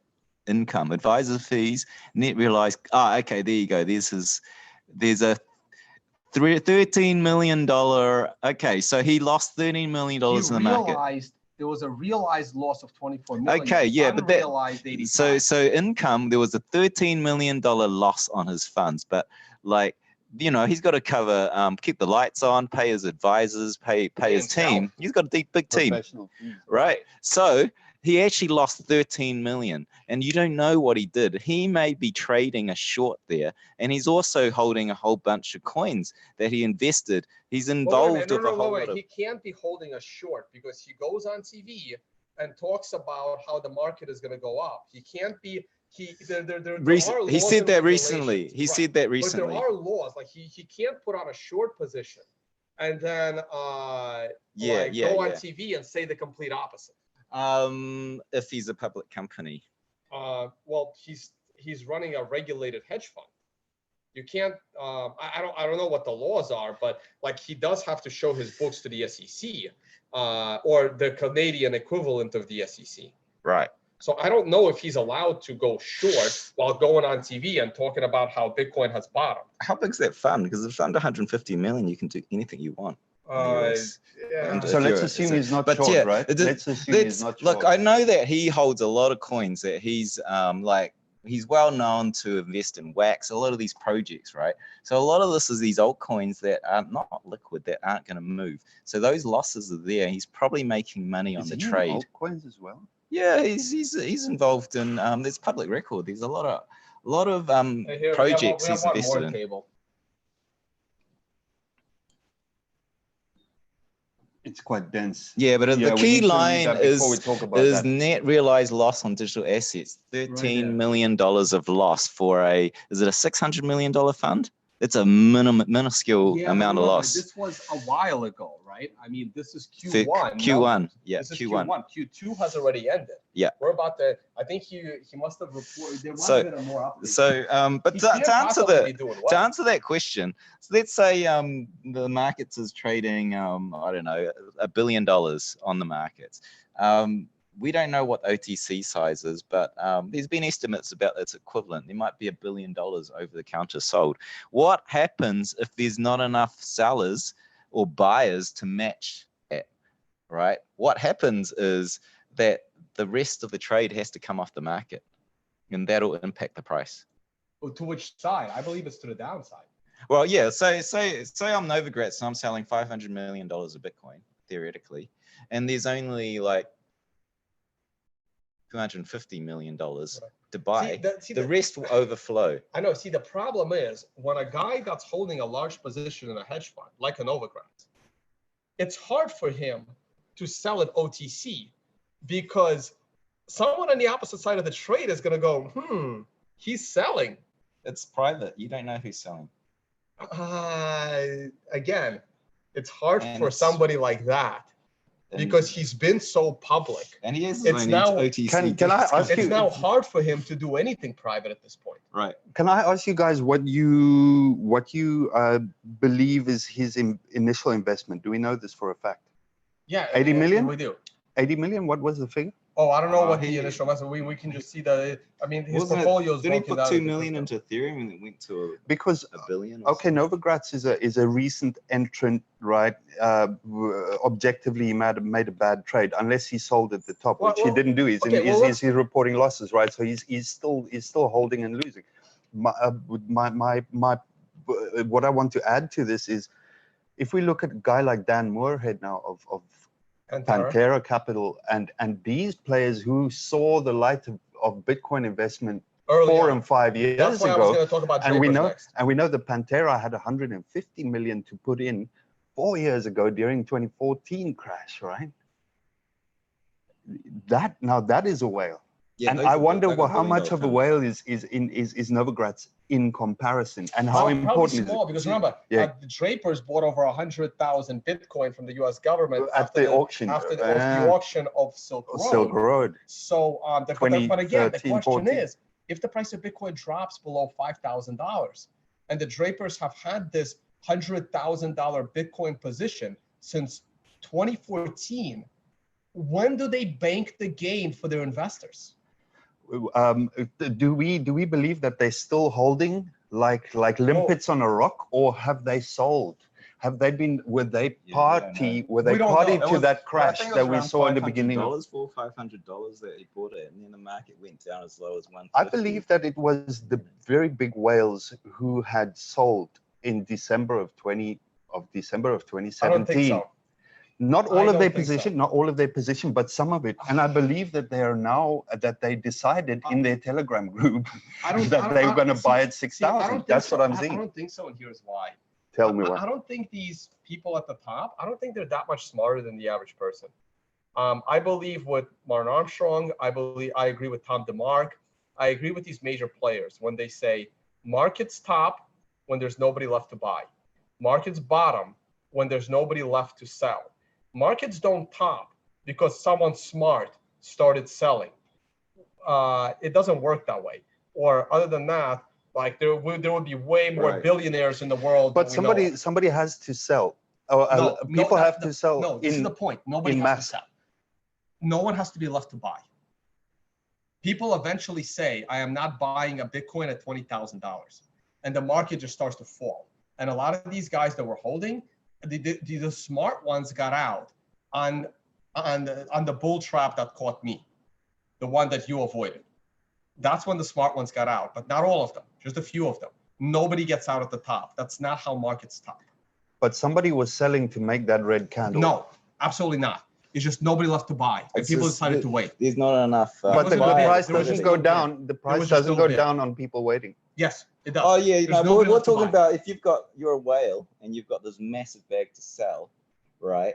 When the buying pressure lightens up and there's no one left to buy, there's a few people that are urgent to sell, and that's enough to tip it. And all the little guys start to plummet it. The little guys will join in. Some of them not. I'm thinking of what Martin Armstrong is saying. He talks about the mythical short that he says he tries to explain to government and to central banks over and over that doesn't exist. Yes. The mythical short, Yes.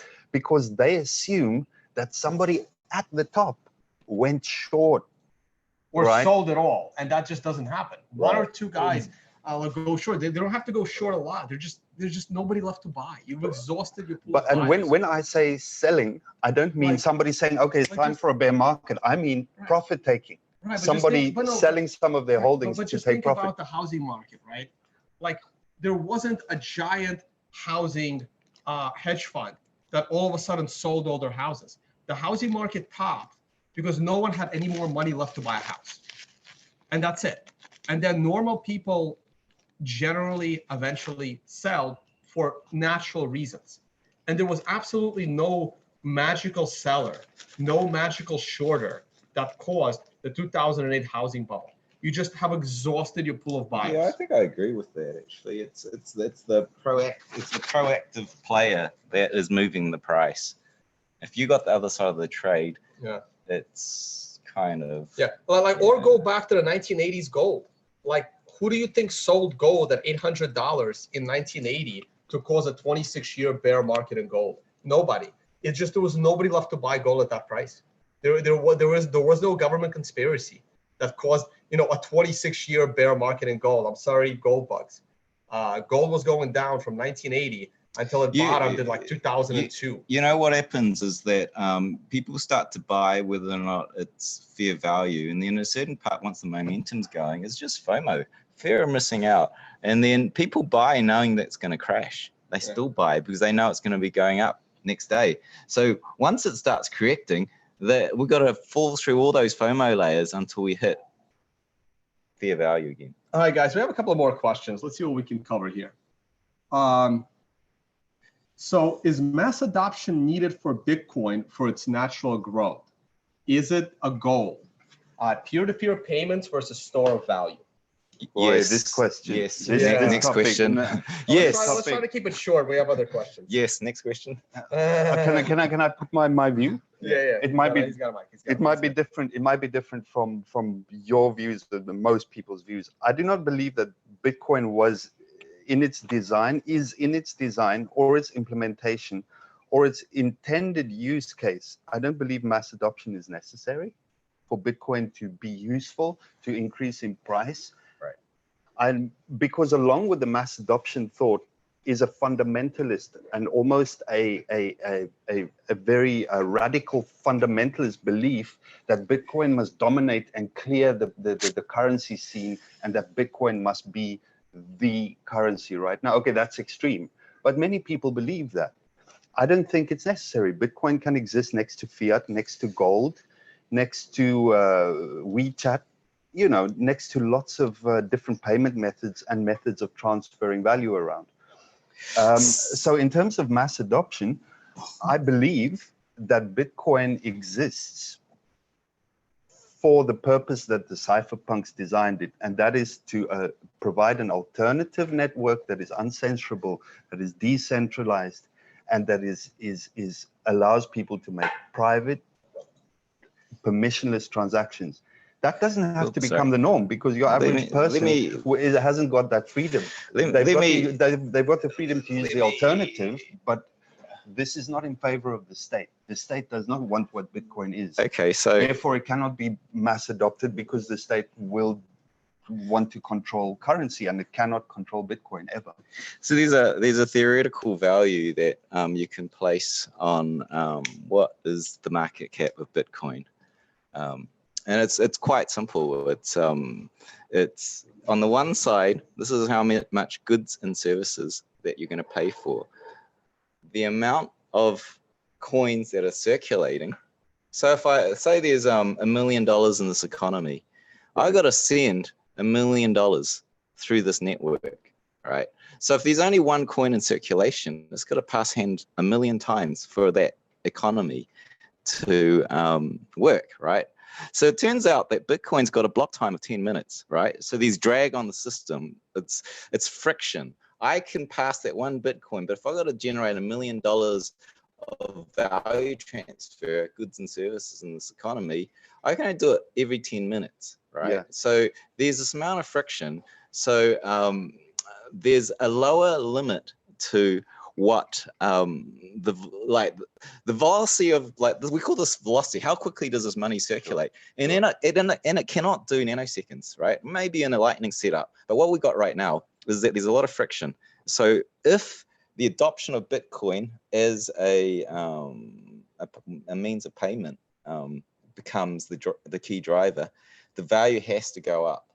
If all these merchants start to take Bitcoin, the economy that Bitcoin encapsulates, it just has to grow to encapsulate that. On either argument, I would oppose my argument of that Bitcoin is okay with limited. It's intended for limited use and limited adoption. I would take the opposite side of that argument with the point you just made, that Lightning is the perfect protocol to allow mass adoption, because it's instantaneous, unlimited amounts of micro transactions or big transactions per day, and it's anonymous. So once we've got that, the friction goes down, and the impact of the adoption on its influence of Bitcoin's, the drive on Bitcoin's price, that starts to decouple.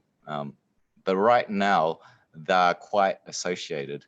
But this is not really I don't necessarily think this is the main reason why Bitcoin goes up. I think Bitcoin goes up because people are dumping value into it, like a store of value, like gold. And once that money is locked up, the component that is used to circulate gets less and less. So it has more impact to, like, when you've got only a little amount of coin to shove around, the price tends to amplify higher. By the law of supply and demand, in a way. Yeah. So anyway. All right, guys. So we do have some more information. Someone said Novogratz first became public that he got Bitcoin at 3,000, and this is why I keep saying when it drops below 6, he may have to lock in that gain for his investors. He's 200% gain, right? Right. I mean, at some point when you're an investor in a fund and your money manager bought something at 3,000 and it goes up to 20,000, so he made almost 7x the money. At some point you got to say, what happened to my gain? Why didn't you sell? Yeah. So we should dump it below 3,000 to trigger the stops and stop Novigrades. Well, yeah, but again, I think panic of people like that will set in below 6K. Right. Okay. And then you can pick it up off of 4.5 or 4.8. I want to. Yeah. Okay. We'll do it later. Also, we have a question directly for you, Venzen. Do you still believe that 2,500 by May 2019 is likely to end the bear market? That's what you said about. This is what I said about 10 months ago. Yeah. I still believe so. That's why on my website, that same analysis stands long term. Right. I haven't updated it. The analysis that you and I did back in late January from both of us has not changed. No, it's just no, that it's not changed. It hasn't changed. It's just that I thought that we would be. You were correctly interpolating that this correction might happen faster, right? Before we get on to the next bull cycle. And it's been happening slower than I anticipated. But now we see that it was just a drag rather than it being faster. I believe it's playing out at a larger time frame than the 1 day or the 1 week chart, and because now for the first time we can start looking at the monthly chart of Bitcoin and get meaningful indications. And yeah, that's what. So we have a few more questions. So we actually addressed these. These were the Tether questions. Thank you, Trevor. How do you suggest taking a cash position safely? I believe we addressed that. There really isn't. It's hard. Everything comes with a risk. Going through a bank account has government risk. Going into Tether has Bitfinex risk. Indeed. Going short with something like BitMax is an asset risk, because you can be the best short trader in the world, earning more Bitcoin, but the price of Bitcoin is going down. You're not making anything in real fiat if you have bills to pay. There isn't anything that's perfectly safe. Or easy. Or easy, yeah, it's really up to you. We got your take on Tether. Wait, next. Okay, I think, Willy, you're totally neutral. The question directly for you, Willy. Willy Woo's current trend line currently tell us to sell. It just broke the uptrend. Yeah, totally like there's no change. We're in a bear market. There's no reason why we should change anything right now. Next, Tone, last time you talked to Willy, he said he was mostly, okay, let's get another Tether question. Okay. Do you think the launch of the backed exchange in December will have the same effect as the CME futures did last year in the same month by causing Bitcoin to crash more than 50%? I want to answer that first. Go on. I don't think that the CME futures directly affected the price of Bitcoin. I believe that the CME futures affected the price of Bitcoin indirectly. And by indirectly, I mean, I think people had FOMO for Wall Street getting in, and they overbid Bitcoin. I felt that $7,500 for one Bitcoin in November should have been the top for the year. Anything above $7,500 was making me very, very nervous, because as a long-term trader, I know when things overshoot, they tend to undershoot. I felt that a $7,500 top leading to a significant bear market of 1,300 was going to be acceptable to people. From the $7,500 top, if we had the bear market that bottomed either at 5K or at 3K, would have been very acceptable to people. But overshooting $7,500 and going to 20 creates a bear market back to 1,300 unbearable for people. And that's a maximum overshot to the downside. Yeah. And which is possible. And markets do that. Right. And you're still looking for something in the 2000s. Yeah. Now, I believe that what the CME futures did was it made Bitcoin overshoot to the upside by people FOMOing in. When the futures launched, they had very little volume. And at that point, the FOMO had ended. And people realized that nothing has changed. And that kind of led to a mental drop in the price of Bitcoin that kicked off the bear market. Good analysis. You're talking like an Elliott wave-tician now.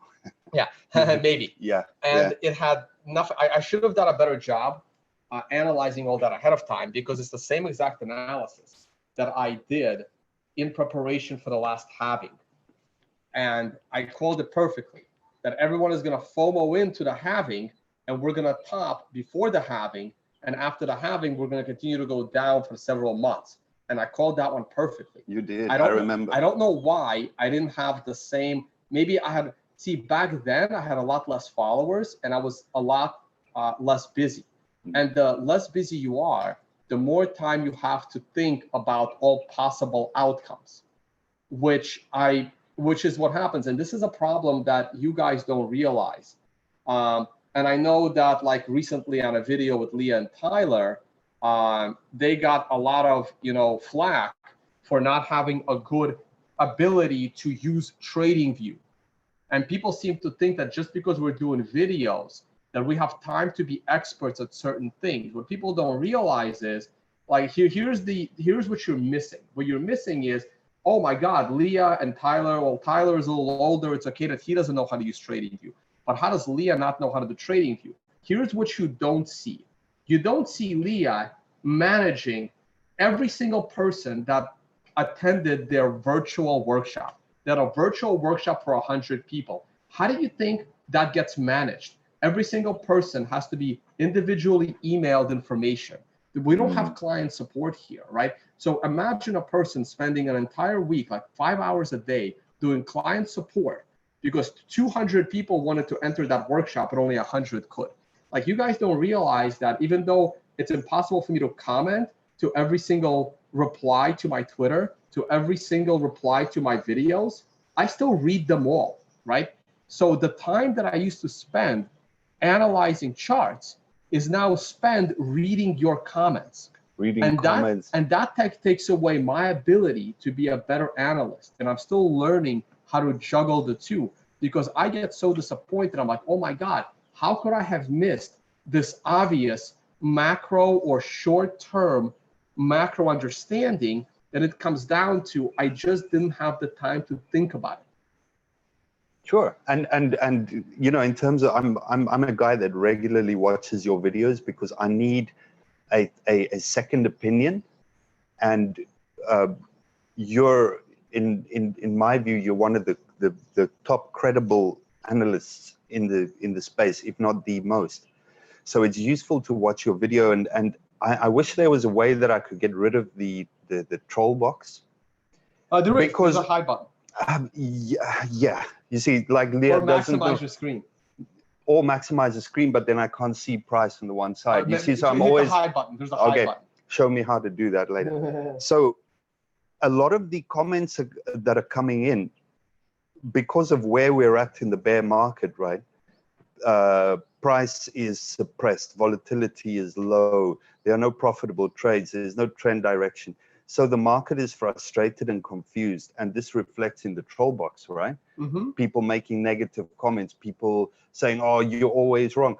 These kind of things, conveniently forgetting the times when you were perfectly right and still right in terms of analysis you did 10 years ago. Well, I mean, 10 months ago. Well, so just to put that in the same frame as what you're talking about, people think that analysis means that you're not a trader means you cannot do analysis.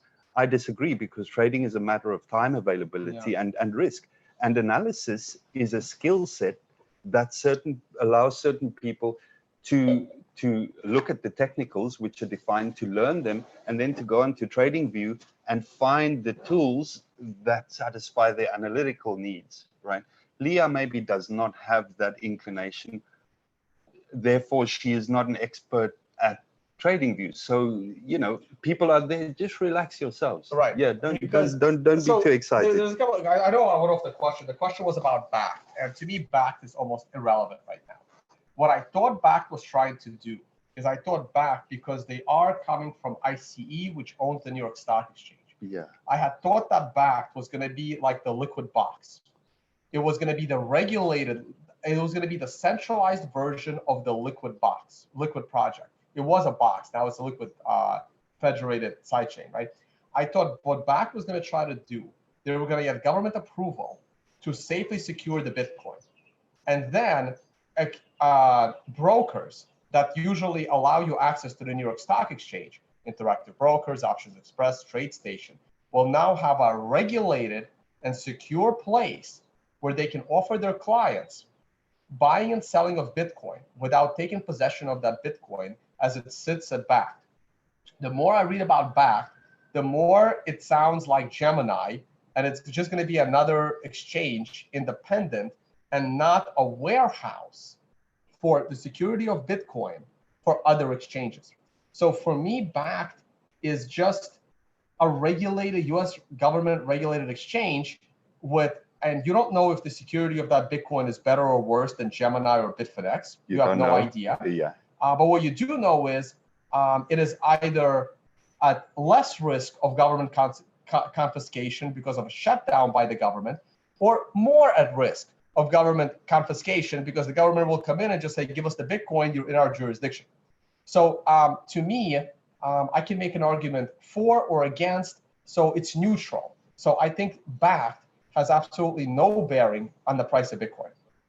Yes, with respect to the person who asked the question, I think the idea, the notion that when government or large institutions or, so what all of that is about is people looking for endorsement, that we, the little guy who are into Bitcoin, that we are now getting this endorsement and recognition and participation by these authorities, right?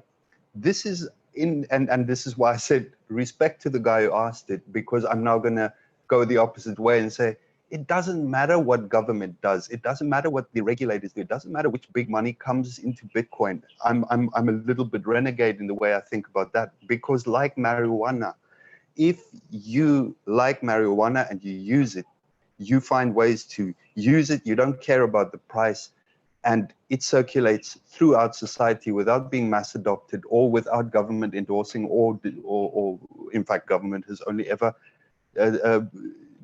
discriminated it.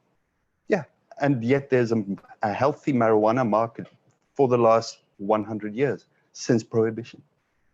And Bitcoin for me is in exactly the same thing, qualitatively. And yes, okay, Bitcoin is a money, but so is marijuana. It's got a use, and it can be used to buy other things. All right, Willy, opinions on this? I don't follow that space very deeply. Yeah, I learned a lot from the way Tony unpacked it, because I wasn't really thinking about Bakkt. I tend to just ignore these things, CME and whatever. I agree that the CME did not influence the price. The run up to, from 10 to 20, it happened in a week. I remember I was in Consensus Invest. And my thinking around that was if a whole bunch of traders are going to trade on CME, they were running in to get coins so that they could trade on this like a hedge. Like I heard that you needed to trade properly. Good capital, yeah. You needed to have some amount in Bitcoin. So these guys that are entering to trade needed to buy it in. And did they need a certain amount of US dollars, or did they need a certain amount of Bitcoin? I think you needed Bitcoin too to hedge. You bought position. the Bitcoin on CME. If you wanted to go short, you needed a Bitcoin to hedge that, something like that. But going back to away from that question, the other thing that I was talking about, and this is my current problem, maybe you guys can give me some pointers, because Venzen, you walked away from the public. You used to write articles almost daily and you were becoming pretty popular. Yeah. And then you walked away, and until you came on my channel, almost no one in the space knew you existed at that point. Yeah. You were able to walk away and continue to be to have the time to do this. Willy, you're becoming more and more popular. Do you find yourself spending more time reading comments and replying to people than just sit there and do analysis? Because that is my current problem. And the thing is there, like, do you want to kind of step away for a little bit, get caught up, and have the time to like spend time on the analysis and then come back again, but then you lose that following?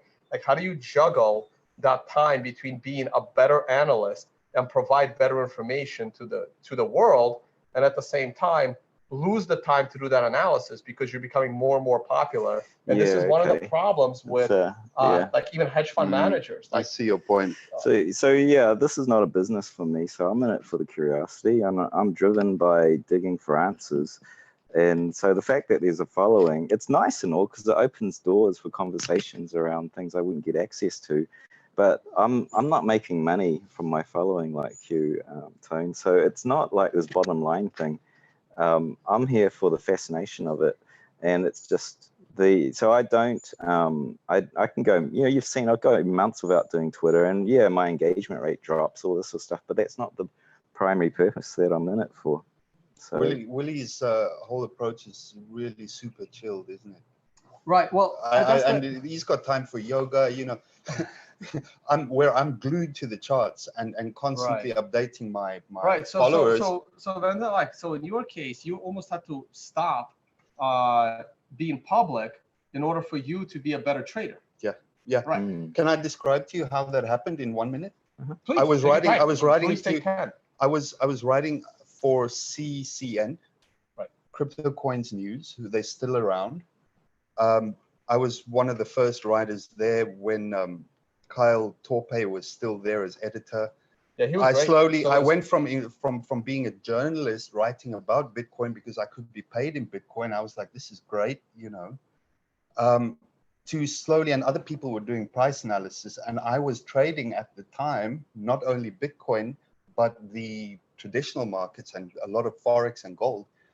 And with time, I moved into those roles because I didn't want to elbow anybody out the way and say, I can write a better analysis than that. You have to wait for the editors and the management to catch up to it. And slowly but surely, my price analysis became my primary product, and the editors and management of CCN wanted that. And I ended up writing every day at a certain time, plus putting it on Reddit, plus tweeting it, plus all of that. And it became like a daily job. And I did that consistently every day for 2 years. But during the process, a slow change happened. And this is where it's going to answer your question. During the bear market, people were becoming nasty. To you. To me. That was my problem as well. There were people who were saying, thank you, Venzen, for your analysis. What do you think about this? And in the chat section of the article, they would post their chart. And I would reply to them, and other people would add in. So you start getting a meaningful interaction, and you're doing collaborative interactive analysis, right? But as the bear market deepened, as the social mood became more negative, the trolls came to dominate the space and say, "Oh, you're always effing wrong," and this don't post your charts here. Don't believe this crap about technical analysis. You know, stupid things that you're we watching see it happening again. with me. Yeah, I get I'm this. watching it. I get this too. And I said to CCN management, I said, "Is there a way you can give me a private chat room, a private forum, where I can invite certain people who are useful and who are appreciating this analysis and whose input I value? Can you please give us a forum?" And CCN said, the manager at the time, Jonas, said, "I'll do you one better. I'm going to make a website dedicated to your articles. Also write for CCN daily, but take your discussion to a subscription forum, because people have said to me that they're willing to pay for that." And I was like, okay, great. And I get paid in Bitcoin. I get paid more in Bitcoin. And your business evolved organically. You weren't looking for it. That's what happened with me as well. I didn't preconceive it. It happened. Yeah. I just followed the logical progression, and eventually I became a paid analyst. And I preferred it, because whenever you go to public, you get 101 people or 101,000 people responding, asking questions. You've got a cold shoulder then, because you cannot answer every question. And you owe it to your paying subscribers to give them the real deal, right? Yeah. And then people cannot accuse you like you're seeing in your troll box of, "Oh, you're sitting on the fence.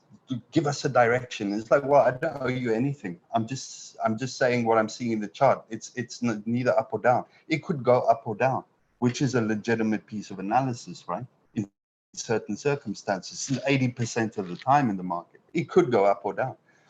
So that is how I reached where I am. And it's just been a logical progression, not because I chose it, but because it happened and it suits me, and I've adapted my life to it. And I'm 100% on the charts all day long. And then you stopped publishing the charts and you stayed with the subscription model. That's right. And it's still there today. It's $100 a month. It's $100 a month. There are 100 or more subscribers on there. But you stopped taking some subscribers recently because you had too many. So you actually I had too many, and because it's a bear market, a lot of people were coming in because they were wanting to recover positions that they bought at 15,000, and I was saying, well, I'm at this website because I want you, Venzen, to tell me when's a good time to buy or sell. Is it going to be a massive loss? And I'm like, that's a tough question. That's not easy. That's not a simple matter. You got to learn everything that's on the website. It's too technical for many of these newcomers, and they drop off. Right. Are you taking on new subscribers now, or are you still Now on I'm a free? So it's a specific right now it's thing, frozen. Right now subscription is frozen. But when we've finished our discussions this week, I will consider opening it up. So anybody who wants to join, you can contact me via Twitter or the website if you know how.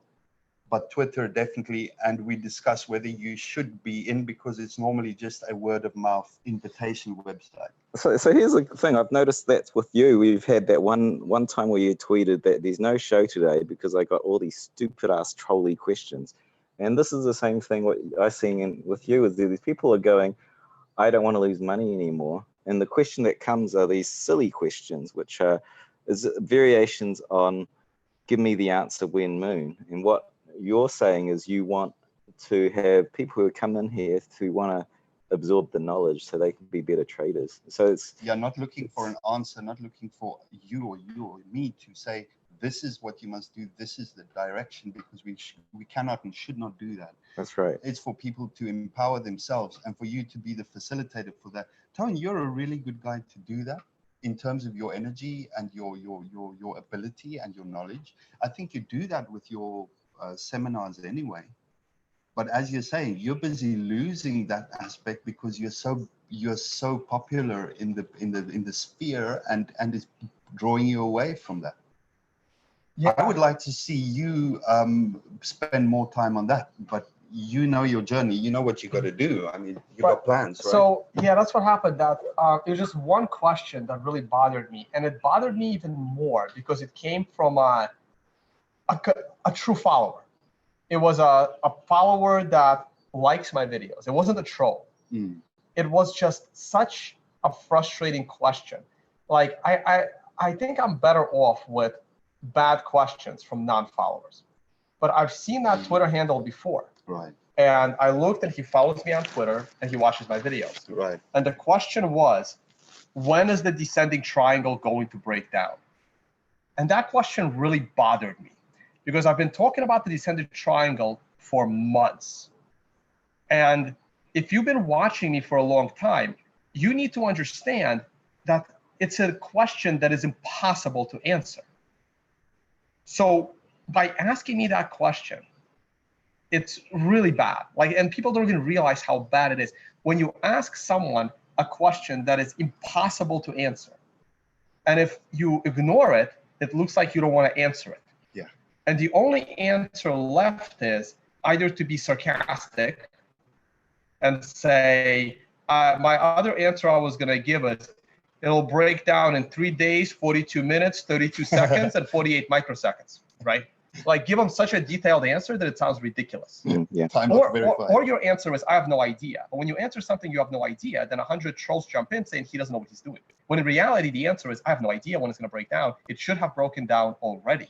And you be truthful what you believe from tea leaves, because at some point you got to say, there's two options. I believe it might go this way.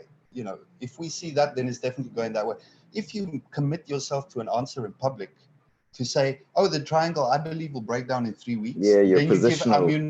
You give ammunition to the troll. I like saying I don't know, because that's to me, if that's the truth, but if it's truth and you know what you're talking about, then it just adds power, because anyone who's an oracle that says, I know this is going to happen, it's just...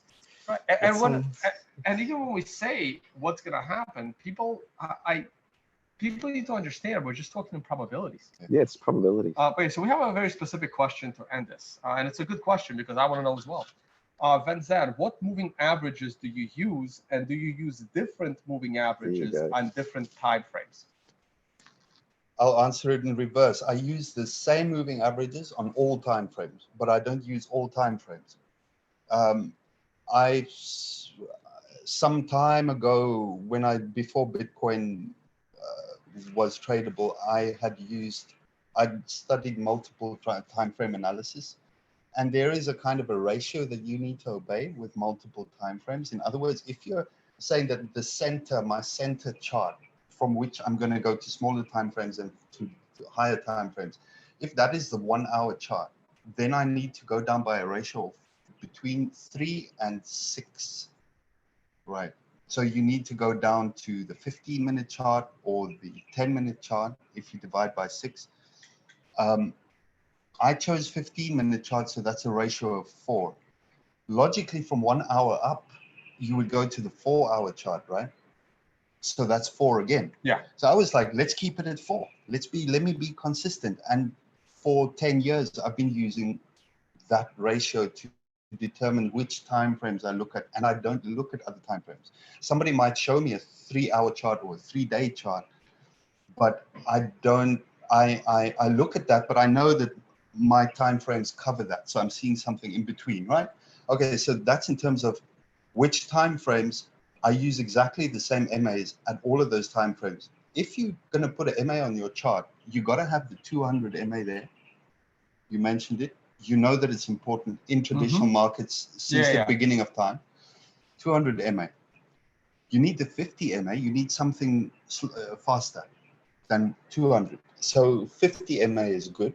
Because also a ratio of 4 for you. Here. Again, a ratio of 4. And you're seeing your classic signals, your golden cross and your death cross, right, which is 50 MA and 200 MA right. crosses, right?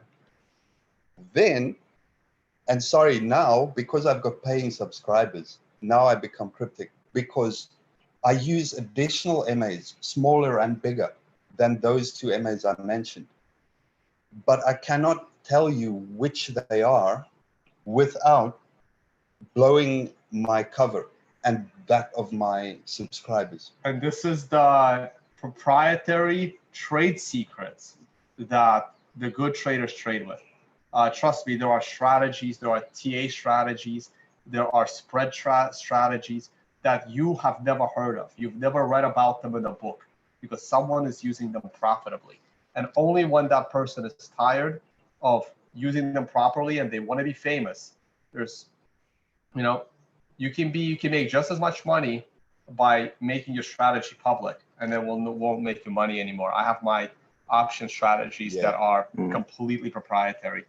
So one more question maybe you can answer. Do you exponential or simple? I use simple for the only reason being the 200 and the 50 simple. Simple moving averages. Why? Because the word simple is what I try and apply across my life to make my life simple and easy. And if something is called a simple moving average, and I can see reliable signals from the beginning of Bitcoin until today at multiple time frames, then that's good enough for me, right? That makes sense. Exponential is useful, but it lags. It lags the simple moving averages. Really? I thought exponential was faster reacting. No, because it's taking an X3 is busy going up, your moving average is going up. Then the simple moving average, just taking the last 200 candles, let's make it shorter, the last 50 candles, let's say the last 5 candles, right?